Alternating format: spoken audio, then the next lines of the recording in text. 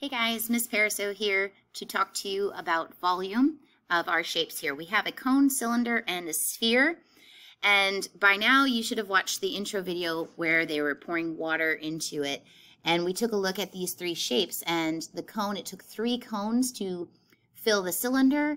And when we dumped the sphere into the cylinder, it filled up 2/3 of the way, so that let us know that 2 cones would fill in. So that's actually how we kind of get these relationships with the formulas.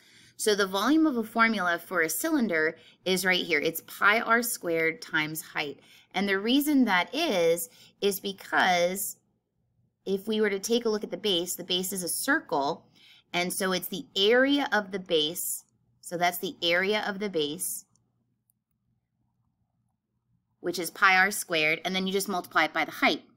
Well, if the cylinder, if it took 3 cones to fill up the cylinder, that means that, again, really 1 cone filled up 1/3 of that space. So that's where this 1/3 is coming from, okay?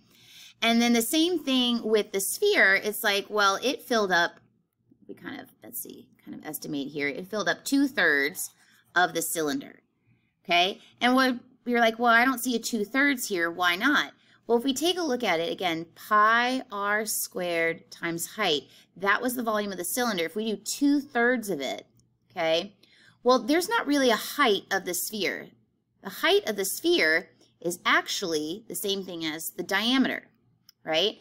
And the diameter is really just 2 times the radius. So if we were to kind of rewrite all this, right, 2/3 times 2 is 4/3. Then we have pi, and we have r squared times r. That gives us r cubed. So it's there. It's just instead of height, we're talking about radius. So that's where our formulas come from.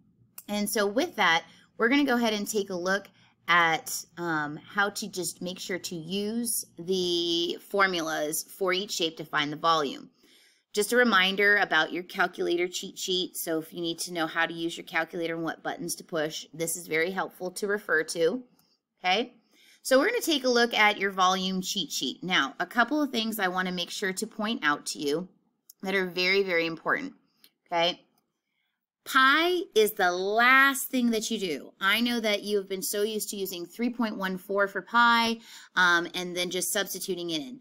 I want you to treat pi as dessert. Pi is the last thing. You don't get to eat your dessert until you've had your dinner. So pi is the last thing. So it says always multiply by pi last. And that's to try to get that precision that we're looking for, right? 3.14 was an estimate to the hundredths. And if we have to round other places, we're doing like what I call a double round. So we're going to save pi for the very end. Pi is dessert. Okay, we are not going to use 3.14. We are going to use the pi key on our calculator. And the reason for that is that our calculator will calculate out a lot further than just 3.14. So again, it's all about that precision. And so for us to have similar answers, we want to make sure that we're following these steps. And then just a final reminder that we are always going to have units. And when we're talking about volume, if it's asking you to find volume, the units will be cubed. Okay, so if it's centimeters cubed, and so forth. Okay, so just those are a couple of reminders. So if you're taking a look at your cheat sheet here, all right, it walks you through the steps. Okay, the first thing is that I just want to pay attention to is you're always going to start with the formula. So recognize what the shape is. That's essential, so that way you choose the correct formula. All right, now sphere and cone, some people prefer to write them with the fraction, 1/3, or sometimes they just put it all over 3. They both mean the same thing. You figure out what works best for you and kind of follow along there. So once you have the formula, you want to write down and record all of the pieces that you know. Again, I cannot emphasize that enough, to write down the variables and what they represent. So that way it's just a matter of filling it in and not just going, oh, I see a number, therefore that must be the number that I use. Because we want to make sure that we know what's the correct height, what's the diameter, what's the radius, what information have I been given, have I not been given enough information. So that is also very important. The last part that's very important too is reading the directions. The directions might state to leave it in terms of pi. If that's the case, that means that you will never eat your pie. You do not get dessert. Okay? You simply do everything else and you round, if necessary, to the hundredths place. So, for example, if you've got some fractions that doesn't work out nice and pretty, we're going to go ahead and round, but we're not going to hit that pi. And the pi is treated like a variable, so it's going to come after that coefficient there. Okay? If we want to estimate to the nearest hundredth, or it's asking you, it does not say, the directions don't say to leave your answer in terms of pi, then that means that we are going to use the pi key, all right? But again, pi is dessert, so you don't hit the pi key until the very end. All right, so let's go ahead and dive in, and let's take a look. I'm going to encourage you to try this on your own and pause the video and check in to see how your work compares to mine, okay? All right, so... Oops, 1 second, gotta get my mouse back here. All right, so you have your formulas. You will have access to your formulas. You don't have to have them memorized, but the more you do this, the more it just kind of gets ingrained in your brain. Okay, so first thing that we want to do is not only identify the parts, but we also want to go ahead and just identify the shape, right? So I see here that I have a cone, okay? And this 10 is the diameter. So if the diameter is 10, then I can therefore conclude that the radius is 5, because again, the diameter is 2 times the radius, or the radius is half of the diameter. And how do I know that that's the diameter, not the height of the cone? Because it's going from one end of a circle to the other. So again, always making sure that just because we're used to height going up and down, if I lay down, my height is now different. It's from my head to my toes. So if it's the distance going across the circle, that is your diameter, okay? Whereas the height is from the tip of the cone to the center of the circle. So my height in this case is 11. So I'm going to go ahead and start with the formula. And again, I encourage you to write the formula down, because one of the #1 mistakes that happens is using the wrong formula or forgetting part of the formula. So for a cone, we have 1/3 pi r squared times height. Then show your substitution. Do not do any math just yet. 1/3, we're going to leave pi. We don't touch pi. Pi is our dessert. We don't get dessert until we are all done. My radius is 5 and my height is 11. Now, my rule of thumb, because fractions can get messy, right? They don't always, dividing by 3 does not go into every single number. So save your fractions and your pi for last. So that way you're not doing too much estimating, okay? So then in your calculator, you could potentially go ahead and type all of this in. You could do 5 squared times 11 and then times it by 1/3 and get your answer. I always hesitate on that, like especially if you have to show your work. I think it's important to just really show your steps. So I'm going to go ahead and just be a little bit nitpicky here. And I'm going to write everything out. 1/3 times pi, 5 squared is 25 times 11. And then I'm going to go ahead and do my 25 times 11. I get 1/3 times pi times 275.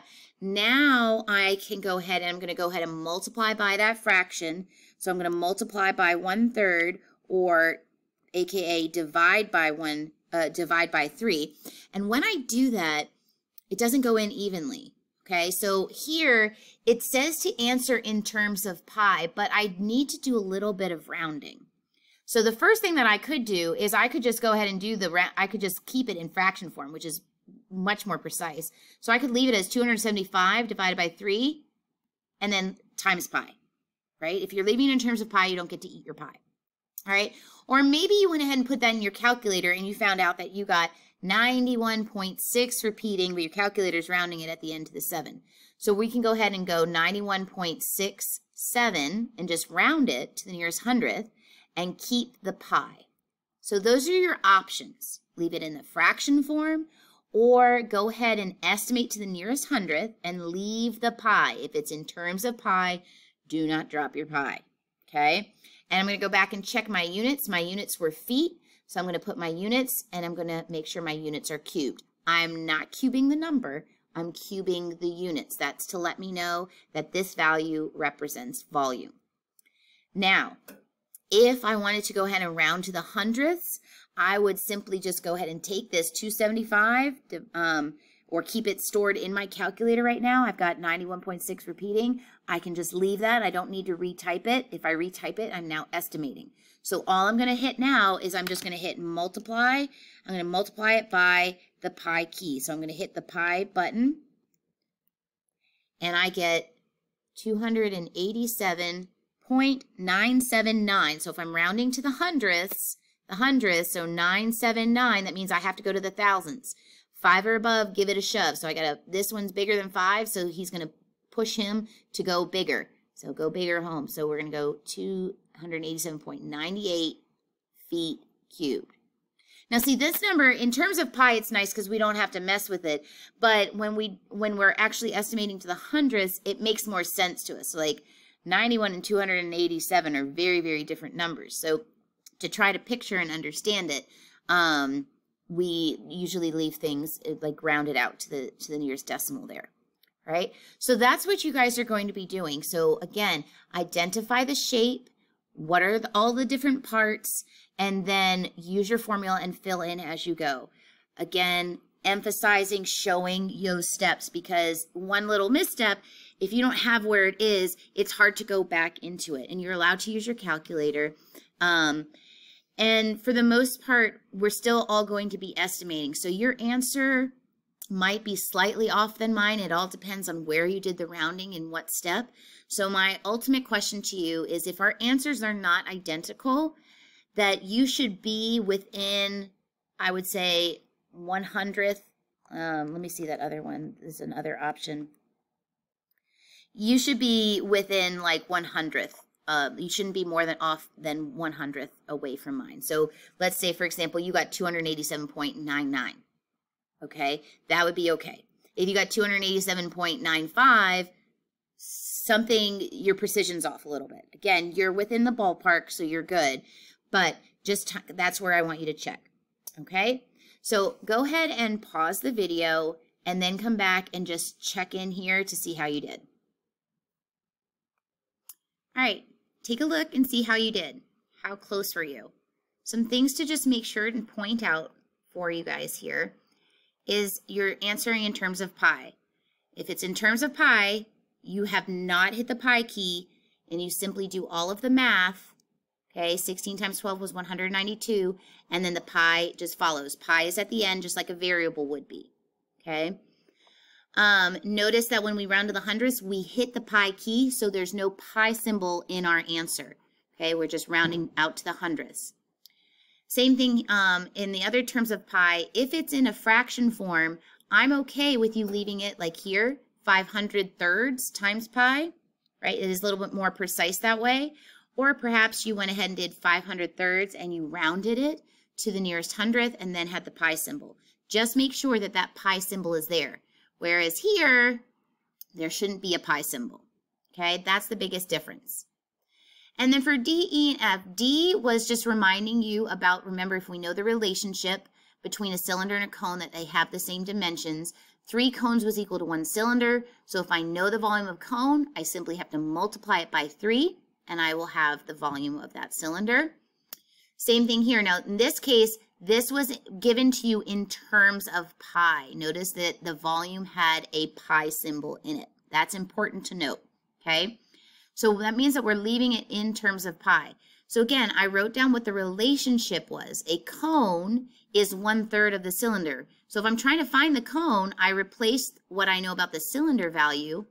It's 28.5 pi, and I divided it by 3, multiplied by 1/3. And I left my answer in terms of pi, okay? Now, could you have calculated it out and rounded? Yes, absolutely you could have. It does not say you should have your answer, how to represent your answer. And then for problem F here, again, it's going into a cone with the same dimensions. So really, I took those and said, okay, well, if my diameter, be careful here, they gave you the diameter. So that's why I'm telling you all to write out the information that has been given to you. So it's all about paying attention to the details here in this unit. All right? Good luck. Let me know if you have any questions.